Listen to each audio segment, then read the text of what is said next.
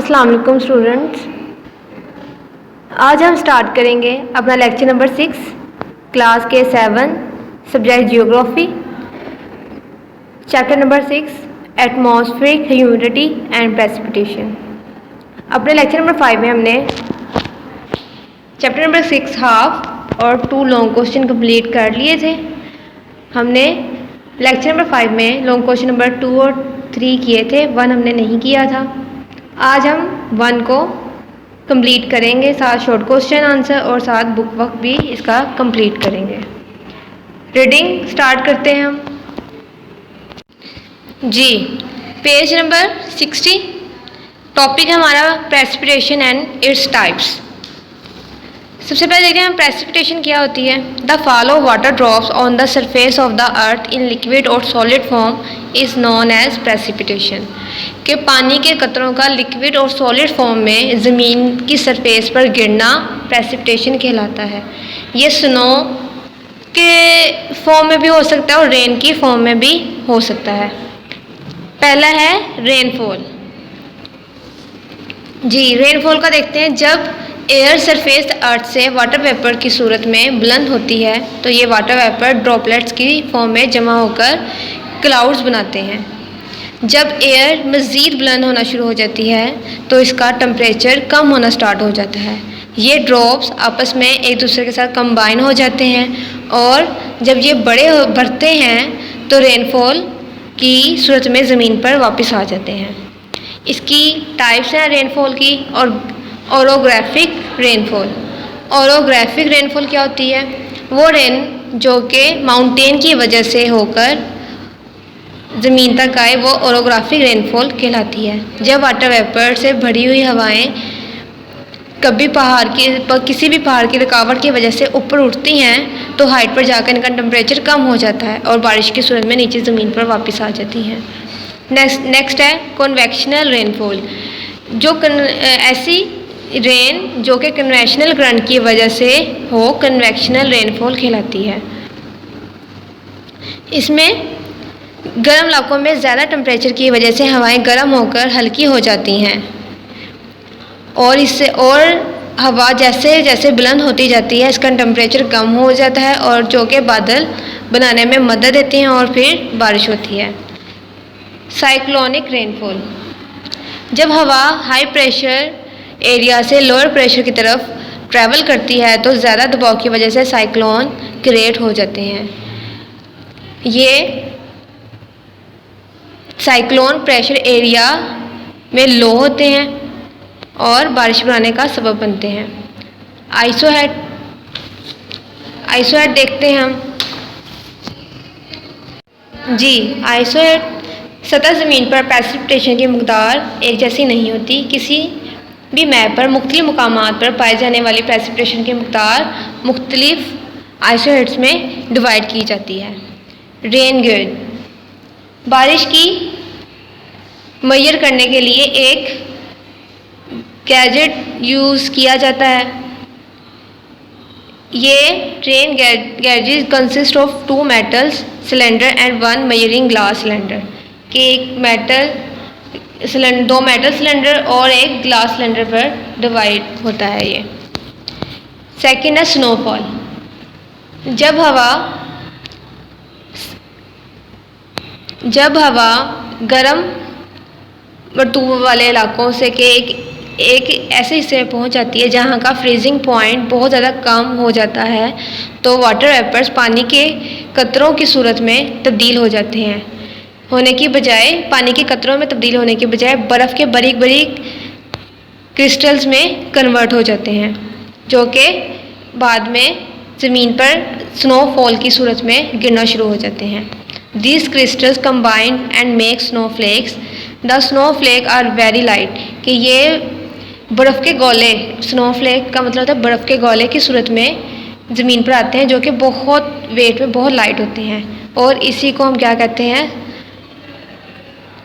Snowfall कहा जाता है। The snowfall on the surface of the earth in the form of layers. ये layers की सूरत में ज़मीन पर आती हैं। This layers are initially soft and gradually became hard. कि पहले ये सॉफ्ट होती हैं और आहिस्ता आहिस्ता सख्त होती जाती हैं। नेक्स्ट है हेलिंग, सालाबारी या ओले। हवा वाटर वेपर्स को फिज़ा की ऐसी सर्द जगहों पर ले जाती है जहाँ पर फ्रीजिंग पॉइंट बहुत ज़्यादा नीचे हो जाता है। तो ये वाटर वेपर्स फ्रीज़ हो जाते हैं और हेल्स की सूरत में ज़मीन पर आ जाते हैं। When these hails falls, जब ये हेल्स की ज़मीन पर गिरते हैं, the water vapors in their way join them and their size increases. तो वाटर वेपर्स आपस में ज्वाइन हो जाते हैं और इसके साइज़ में इंक्रीज़ हो जाता है। स्लेट, बर्फ़ व बारा, बारिश और बर्फ़बारी के मिल जाने को स्लेट्स कहा जाता है। When raindrops passes through the lower cold layers of atmosphere, they freeze. जब बारिश के कतरे गिरते वक्त लोअर सर्द इलाकों से गुजरते हैं तो ये फ्रीज हो जाते हैं। The drops contain the liquid water inside, but their outer covering is hard. अब यहाँ पे स्लेट भी आपने पढ़ ली है। Precipitation are the source of fresh water. ये आपने जो इसकी इम्पोर्टेंस ऑफ प्रेसिपिटेशन है ये आपने लास्ट लेक्चर में कंप्लीट कर ली थी कि प्रेसिपिटेशन पहाड़ी इलाकों पर बारिश से दरियाओं, नदी, नालों, झीलों वगैरह में पानी के सोर्सेज में इजाफा करता है। बारिश का पानी ज़मीन में जज़ब होकर जो ज़ेर ज़मीन अंडरग्राउंड वाटर के जो सोर्सेज हैं उसमें इजाफा करता है। इंसान, हैवान, हर तरह की लोगों के लिए, प्लांट के लिए पानी बहुत ज़रूरी है। द लाइफ ऑफ प्लांट जो लाइफ ऑफ प्लांट है वो पानी की बगैर ख़तरे से दो चार हो सकती है। अगर पानी ना हो तो ज़िंदगी नामुमकिन होती है। इसके अलावा मुख्तलिफ इंडस्ट्रीज़ में भी पानी की बहुत ज़रूरत होती है। यहाँ पे आपका चैप्टर और रीडिंग कंप्लीट होता है। नेक्स्ट हम देखते हैं अपने क्वेश्चंस।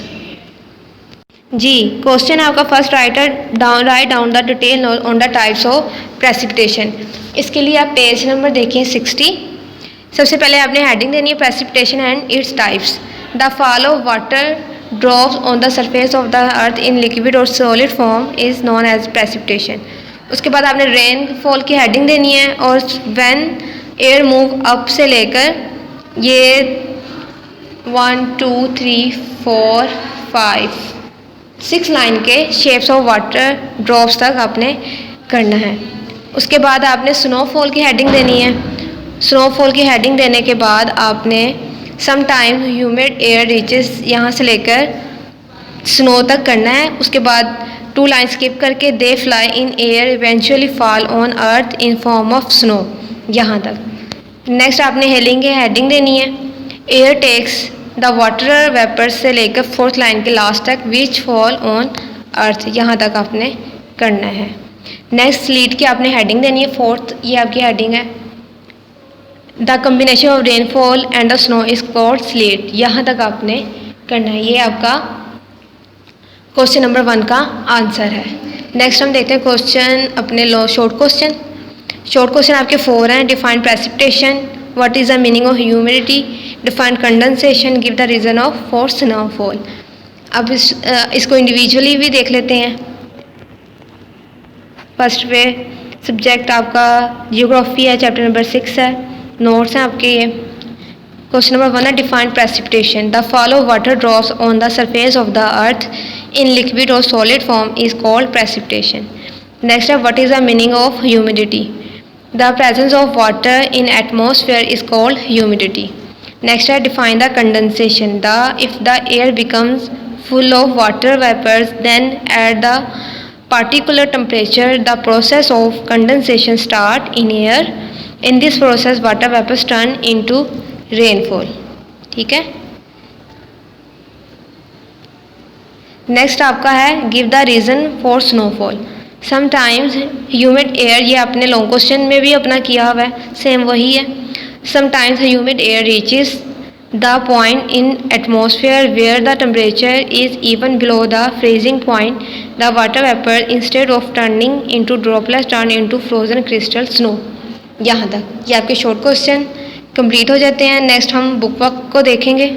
बुक वर्क है आपका the height of stratus from the surface of the earth is 2000 metre. B the line joining the point having equal quantity of precipitation are isoheads. D. Third है precipitation provides fresh water reverses. D वाला। orographic rainfall on deserts. C. The instrument to measure the rainfall is rain gauge. ये आपका 5 का सी वाला आपका answer है। यहाँ पे आपके चैप्टर कंप्लीट होता है। इंशाल्लाह अपना नेक्स्ट लेक्चर हम अपनी क्लास में कंटिन्यू करेंगे। उम्मीद करती हूँ आपने, जहाँ तक मैंने आपको सेकंड टर्म के सिलेबस करवा दिया है, इसको अच्छी तरीके से कंप्लीट याद करके अपनी कॉपीज़ पे होमवर्क कॉपीज़ पे नोट डाउन कर लिए होंगे। इंशाल्लाह नेक्स्ट हम अपना चैप्टर अपनी क्लास में कंटिन्यू करेंगे। अल्लाह हाफ़िज़ स्टूडेंट।